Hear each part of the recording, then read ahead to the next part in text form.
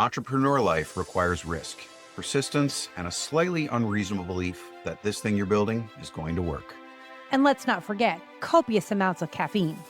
Yes, that too. Hey guys, I'm Allison, the Caffeinated entrepreneur, an AI-powered business strategist and systems builder with an energy level that should probably come with a warning label. And I'm Bernie, the man behind the mustache. I'm a virtual events producer who makes sure the tech works, the delivery is clean, and nobody panics, including Allison. Each week, we are picking up the conversation where my weekly newsletter leaves off. No teaching, no pretending we have it all figured out. Just two entrepreneurs talking honestly about the highs and lows of growing our own businesses. And why some ideas are worth sipping on a little bit longer. Welcome to the Caffeinated Entrepreneur. Let's go behind the brew.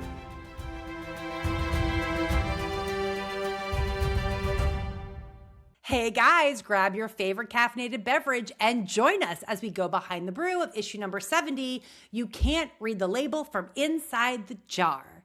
Howdy, howdy, Bernie. Oh, Speaking howdy. of pillows, friends, the howdy pillow is in the back corner. I don't know if you can see it on the screen, but if you're listening, you can't see it at all. But simply because Bernie teased me about being from Texas all the way now, my howdy pillow is in the background. You gonna be okay, or do we have to cut that part out of the episode? You'll be all right. I have derailed it. We haven't even started yet, and I've already got us. 10 seconds in and we're... We're a mess. We're a mess. Oh my gosh. Well, how are you doing today? I'm doing all right. I had a couple of evenings where we got like 6 hours of solid sleep, which was great. And then, we had a couple of nights where we got like 2.5 hours of sleep and it sucked, but you're surviving. Yeah, doing all right. Yeah. 6 hours feels really good when you haven't Oh my had God, it. it is so luxurious when it happens. Yeah. Oh my goodness. Well, that's pretty amazing. Well, as you know, I'm like just on cloud 9 from all of the wins and things that have been happening in my business, to be released at a later date for those of you listening to this podcast episode. But big things are happening, and I'll just say this: push the boulder uphill, because when you finally get it to start rolling down the other side, friends, oh my gosh, it takes off. It takes off, and it's taken off in my business. So more to come. A little teaser. All right, so today we are talking about, and you actually brought this up to me a few episodes back in pre-show, about the idea that it is so hard for us to recognize where we are at inside of our own business, even though we're an expert in that particular area. And I did decide to write an issue about it, and I got to reference my lovely clients who can do so many wonderful things for other people, but as soon as they have to do it for themselves, suddenly can't do it anymore. And so that was what the issue was about. Today, of course, we're going behind the brew. So we're going to reveal all of the deep, dark secrets about things that we cannot see because we are inside the jar. Mm-hmm.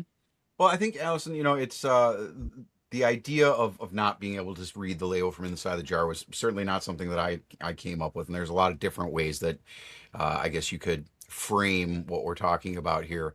But like if you think about shrinking yourself down and standing inside of a jar, you legitimately can't see what is said on the opposite side of the jar, right? You're looking at the back of it. And I think that is a very easy metaphor to relate to the things that we are talking about today, right? Like, we are so deeply embedded in our business, in the details, in the minutia of it all, that we can't even see beyond what's right in front of us. Yeah. Right, at the bigger picture, at the bigger problem. So it's definitely a good frame for this conversation. Mm-hmm. Yeah, I would even argue that if you look really close, you technically can see what's on the label. The problem is it's all backwards.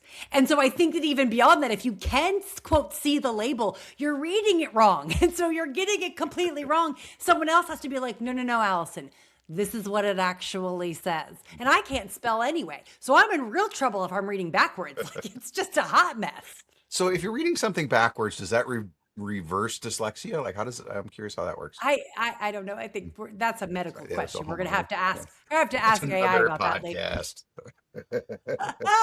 But all right, so I'm just gonna throw the ball in your court, since technically this whole thing was inspired by you. Where do you think right now in your business you are struggling to read the label? Or maybe in the past. Maybe it doesn't have to be right now, but where in the past have you struggled to read the label? That might be easier. I think the one thing that my mind is drawn to pretty quickly is business development and sales, right? And the way that you talk about your business. I know this was definitely true for me, right? I would talk about staff augmentation as an example, like. You even commented on, training broker. Like I am so ingrained in, the jargon and just the lingo, the speech of my industry, Mhm. um, that I really struggled to be able to talk about it early in ways that people understood, right? Because I was so close to the business, all of that language made perfect sense to me. Yeah. But I go out and tell you I'm a training broker, and you're like, what the fuck does that mean? Yeah. No, I think you're absolutely right. I think with messaging in general, I think that is number one, the biggest problem that I would say all businesses in general, I don't care what size you are, big or small, though obviously small business owners struggle the most with it. It's the messaging because it does make so much sense in our head. I literally was on a coffee chat earlier today and I was sharing with a woman that it took me back when I started online business management, it took me a solid 7 months of networking and doing my pitch multiple times a week before I nailed it. Because when I first started, I was like, I'm your business unicorn and I can do anything that you need me to do. Right. And in my mind, it like, oh my gosh, she can do anything. She's a unicorn. People were like, but what do you do again? Like, what is business management again? Are you a VA? And I'm like, I'm not a VA. Mhm. Right. I knew what it meant. I was like, why can't they get it? For obvious reasons. Unicorn means just about anything. So, Hmm. Yeah, yeah. for sure. What about you? Yeah. What would you say is one of the things for you? Well, I'm going to go ahead and give my coach another shout out. And this kind of comes back to pre show and even me teasing like all the things happening in my business right now, and the boulder is on the other side of the hill.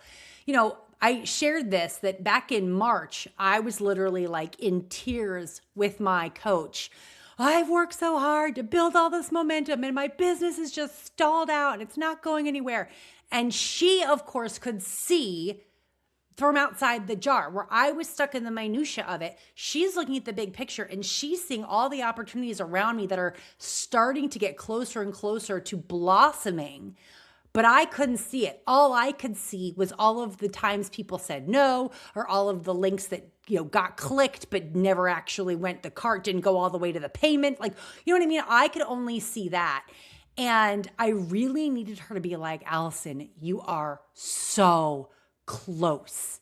Like, don't give up. And I needed tough love in that moment. And she gave it to me.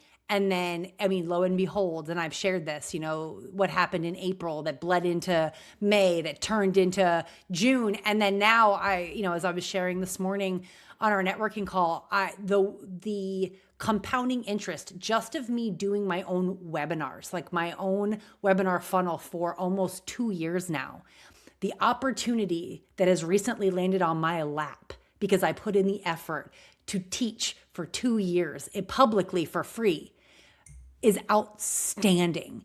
And I couldn't see that 3 months ago. I just couldn't. But I needed someone else to tell me what, the label was on the jar, which was, it's coming. Yeah. It's coming. Right, exactly. And like you Yeah. think about it, like when you're flying in an airplane as an example, right? You're up above the clouds and you can kind of see, you can look down, you can see the layers, other planes that are down there, and maybe there's some Mhm. low flying, and then you have all the cars and the houses and the people. Like you can't see that when you're down on street level. Like you've got Yeah. to come out and take a look at what's happening around you. And when you're at street level and you're looking up at the clouds, you're like, that's so far away. That but if you're looking at it from the Mhm. other way, you see that it's one or two big steps away as opposed to Yeah. 100 when you're looking up the mountain as opposed to down. Yeah. Yeah. Yeah. Yeah. Okay. So now here's the question.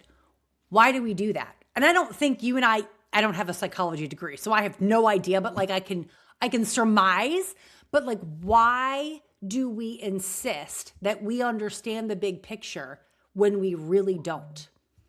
Mm. I think we all want to understand the big Mm. picture. Like we want to, for the people that we're speaking with about our business, to have the impression that we know what the hell we're talking about in our Yeah. business, right? Like Yeah. it just kind of is what it is. But I think generally speaking, and maybe this isn't everybody, but I think human beings are negativity biased to a degree, right? And Mhm. that's based on our survival skills. Like we are always going to look for the threat, for the problem first. Um, and I think that also goes to motivation as well, right? Like, unfortunately, people are more motivated to avoid pain than they are to move towards pleasure. Hmm. And so we're kind of hardwired that way to look for, spot, and find the challenges, the difficulties, the issues, the, hey, this is what I got to do before I get the cookie, right? Again, we're going to look for the pain, avoid the pain over get the pleasure. Yeah. Yeah. Oh, no, that makes perfect sense. And that actually sounds a lot better than me just admitting to the fact that I'm too damn prideful. Like that's, if we're just really gonna like say it, I think that my problem, and I know this is true for some of the clients I've worked with, they're just prideful. And it's like, okay, that's gonna pride comes before the fall, right? Like you either have to humble yourself when somebody else tells you that you are misinterpreting the label because you're reading it backwards, or you don't accept the fact that you're stuck inside the jar and you stay there, right? And then your business continues to struggle. I've actually, way back when I was doing online business management, I had a woman who hired me, and within 3 months I fired her because I was like, oh my gosh, she absolutely could not take any of the advice I was giving her once I got inside her business and I could see all of the problems. And I was like, I know that you're struggling with this. Here's all the reasons why. And she's like, that's not it. That's not why. And I'm like, okay, Hmm. all right. I can fix the problems you think you have, but those aren't really the problems. And we didn't get the results that she wanted. And at the end of 3 months, I was like, peace. This is why we do 3 month contracts Right. so I can get out of here. It was a disaster, but she was way too prideful. And so I definitely know I struggle with pride, but I think that I've gotten to a point where I can humble myself, like when my coach gave me that tough love and I was like, okay, you're right. You're right. Like reset the mindset. But if you won't do that, you're bound to be trapped in the same, cycles that keep you spiraling and don't allow you to really expand your business. Absolutely. Well, we're definitely going down a road of psychology and and brain work here, but I think that people they find a comfortable rut and Mm. they stay there because even though they know it's not getting them the outcome that they want, they know what to expect there. So Yeah. they just Oh, it's the devil you know versus the devil you yeah, don't. exactly, right? So they just kind of hang Mhm. out there. They know exactly what they're going to get. I'm not happy with it, but I'm not willing to do enough to change it to Yep. get a different result. I'm going to Yeah. fight tooth Oh, and that's a good nail point. to hold on to what I know versus what I don't, right? Because even if the Yeah. outcome potentially is positive, it's they don't know what that's going to look like, feel like, be like, and they would rather stick to what they know. Well, and I will say this, and this is true for me, so I know it's true for you, and I know it's true for other business owners. Once you do solve the problem, that success just brings you a new set of problems. Yes, indeed. Right? Like, and so it's knowing, to your point, like you know what your problem is now and you just feel comfortable with it. As soon as you expand the business and it grows and you have more clients and you have more revenue and you have more expenses, now you have a whole new set of problems. The accountability and the responsibility level has now exponentially skyrocketed, and so you're like, oh gosh, so it just Biggie, keeps getting. Biggie Small said it really well. More money, more problems. Saying. I think it's so true. I would say, coming back to the pride thing, though maybe it's not fully pride, but it's this expectation that we shouldn't struggle with the things that we help our clients with. Right? Like if I can do systems for others, goodness gracious, I should not struggle with my own systems. And yet here we are with me on days like I've got my new school community and I've got people joining and I am scrambling to set up my welcome sequence and the gift and I was like, "Oh, Allison, why didn't you create the system before you opened the community?" Like, duh. But did I? No, Oh, of course not. Because I was just so excited to open up my school community. I did exactly what I tell my clients not to do. well, So, so many examples of the cobbler's kids having no shoes. Like it's yeah. it's really easy to look at someone else's problems and give them the solution that seems so very obvious. But again, being inside the jar and looking out, it's really hard to look at and objectively diagnose your own problem and Yeah. create a solution. Or even if you have a solution, do it the way that you would tell someone else to. Because we've talked about this Yeah. before as well, right? We are more willing to let ourselves down than someone else down. Yeah, yeah. Well, and to that point, it's like even if I don't want to diagnose the fact that my problem is the problem I solve for others. Like it's one thing to say I've got problems in my business, you've got problems in yours, I can diagnose yours, mine are different. Clearly, I how could the systems girl have systems problems? It's not possible. I'm sure she's got other problems, right? But of course I do from time to time, right? And so I think that's it is like you have a blind spot to the area where you're the expert in your own business. Hmm. And so okay, so where have you found it the most valuable? Like I guess what area of your business have you found it the most valuable to have an outsider's perspective in general, Most whether paid or free? It's really tough to say most valuable because I think each of the coaches or perspectives I've sought out has been for a specific purpose. Mhm. I don't think that people should go to general type coaches like they are a jack of all trades. I will help you with everything in your business because I don't. Unicorns. Right? Yeah, I don't think that those people truly exist. But I would say that, like, Bob Russo as an example, he is kind of like my spiritual coach, if you will. Mhm. Yes, he's a business coach. He's former executive for IBM. Like, he's got all the credentials, but it's really more about mindset for me with Mhm. him. And so that is the value that he brings. Donnie, I would say is one of those people from a networking perspective, right? They have Mhm. their own Mhm. subject matter expertise that is super valuable for me. Yeah. Now, does Donnie bring other value? Absolutely. But am I going to go and talk to Donnie about, spirituality and shamanism? And probably not. That's not really it. I would love to be a fly on the wall for that conversation, though. Right. But I think if you're doing it, I won't even say if you're doing it right. I think you should be intentional about the perspective that you seek and the Yeah. coaches that you engage. Yeah, yeah, yeah, yeah. And I think too that sometimes we go to a particular coach again because we think we have that problem. Sure. And then here's where I think integrity plays a huge role in the coaching industry. Um, I think that there are coaches who, if they are truly good and operate with integrity, will say after meeting with you and doing your little discovery call, hey, the problem you have is not the one that I actually solve, Mm. right? Like you don't actually, and I say this because I remember hiring way back in the day a launch coach. I didn't need a launch coach because my offer sucked. So I didn't need help launching my offer. I needed someone to help me with my offer.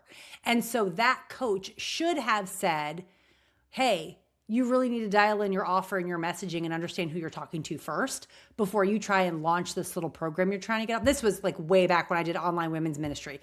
But it was like, but she didn't. Instead, I spent a lot of money with her for a year running through all these different launch options. Like you could launch this way, you could launch that way. We could try a quiz, we could try whatever. Like, and none of it worked. And it wasn't necessarily because the launch ideas were bad. It was because the offer didn't land with the ideal client because I didn't know how to talk about it. I had to, you know what I mean? And so I think that we have to be very careful that when we ask for people to look at the outside of the jar for us, we don't go in telling them what we already see. Like we need to let them read the label without giving them the preconceived notions maybe of what we think the label says. Does that make sense? Yeah, absolutely. I mean, you can give somebody bias without intentionally doing it, right? And that's a Yeah. perfect example of that. I think it's also super important that you do have some type of relationship with that Mm. person.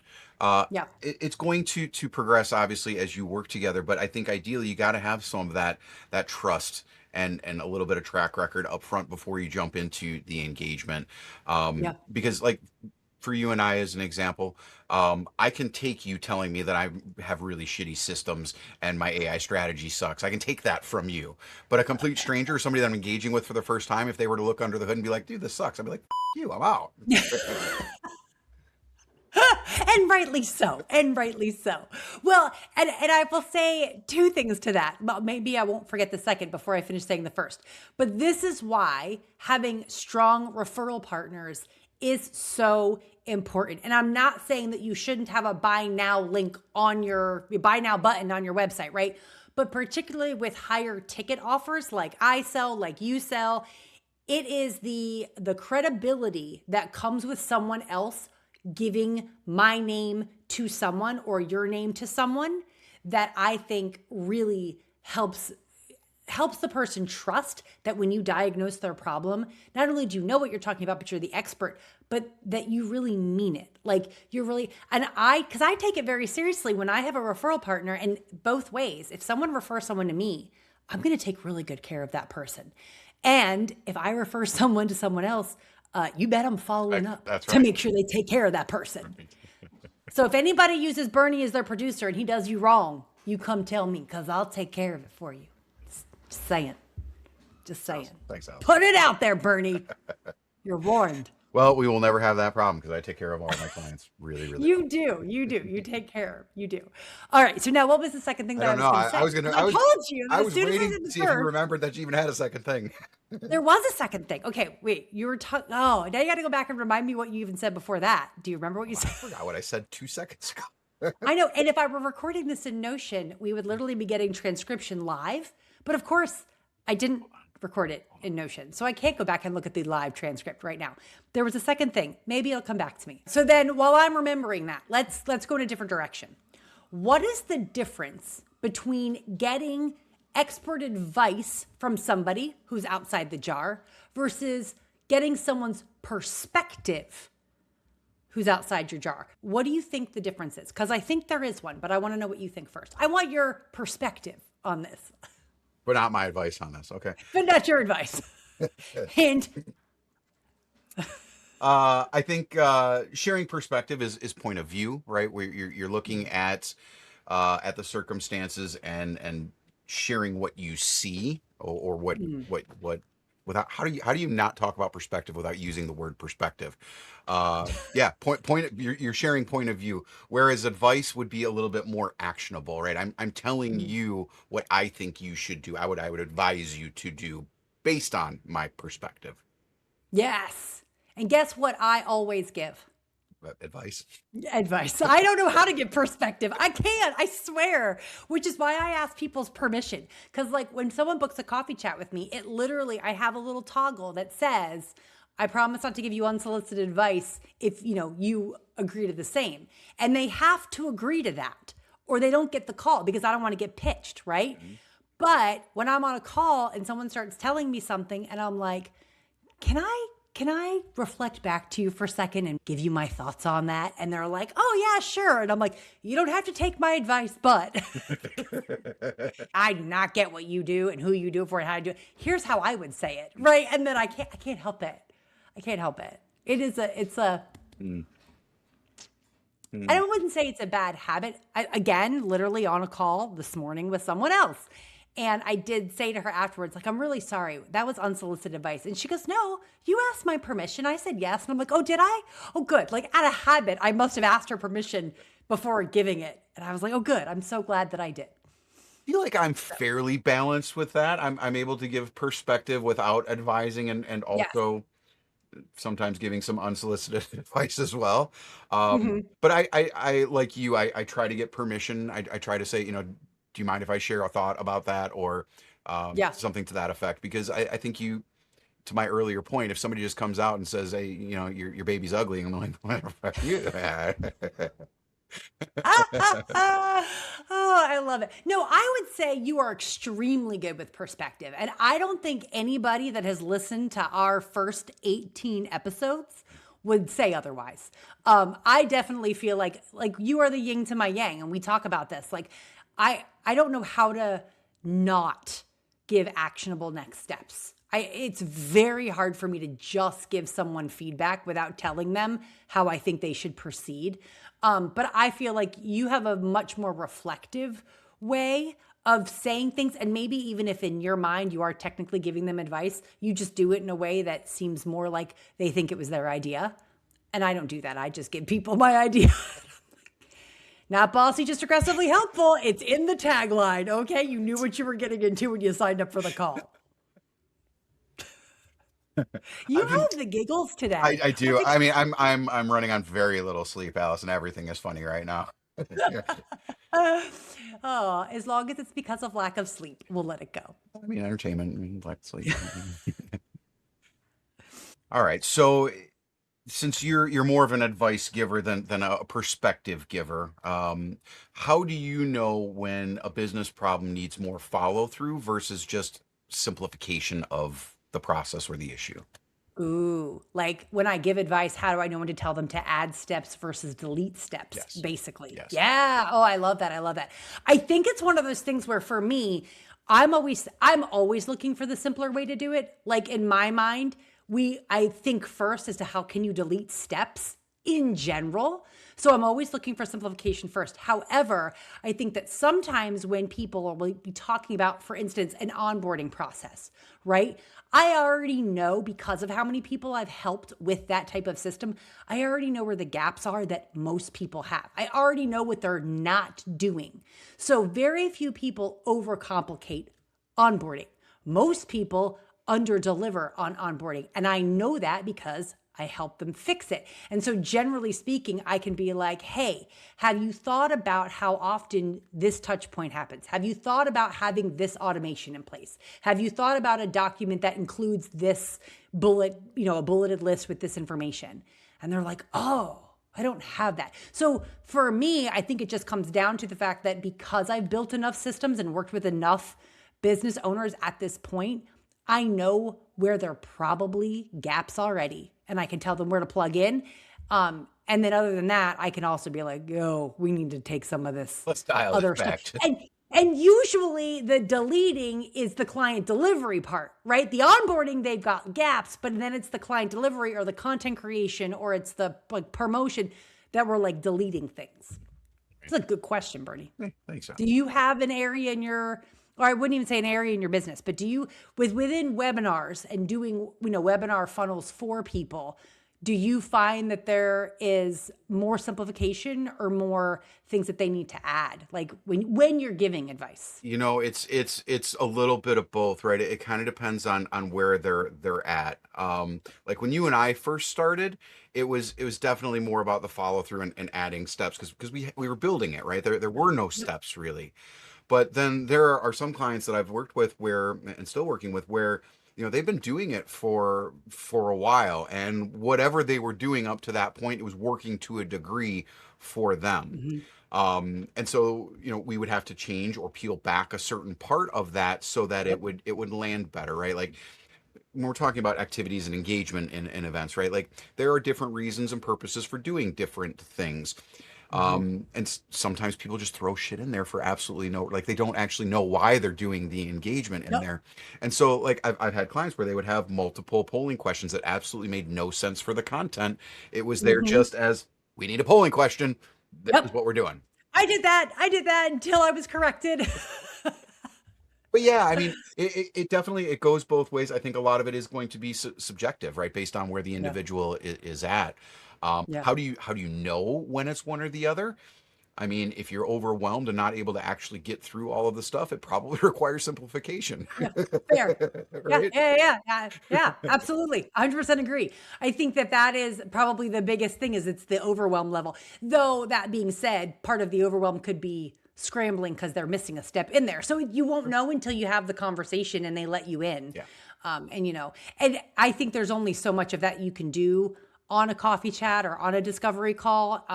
But that's kind of why you have those preliminary conversations. You're not trying to solve someone's problem, all in a 30-minute coffee chat. It's a get to know you. And then I've always found personally, and I don't call them discovery calls. We're booking a sales call. Like, let's just get to the point here. But I was just sharing this gold nugget with my daughter this morning about where I've gotten to with sales.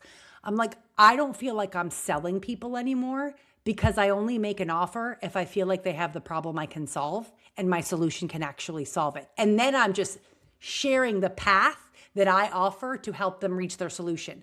To me, selling is like, oh, I'm going to push something on you so there's a transaction and there's money in my bank, right? And so on a sales call, I either decide to share my solution with you or I decide not, right? And so that's kind of like a tangent. And I don't even know why I brought that up now that I've circled. Maybe you understand what I'm talking about because We're you're talking outside the about jar. perspective in the conversation here, Allison. So I mean that is an interesting perspective, right? Yeah. Because I think a lot of people feel I'm one of them. I feel icky about trying to force my thing on someone else. Hmm. I don't even like the way that I just said that.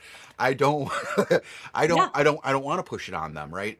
I want them to want that. I don't want them to have the problem, but I want them to have the problem that I solve. So it's an easy transition. It makes sense. If I've got to Yeah. convince you that you need the thing that I'm selling, you probably don't need it enough, Hmm. in my opinion. Yeah. Yeah. Yeah.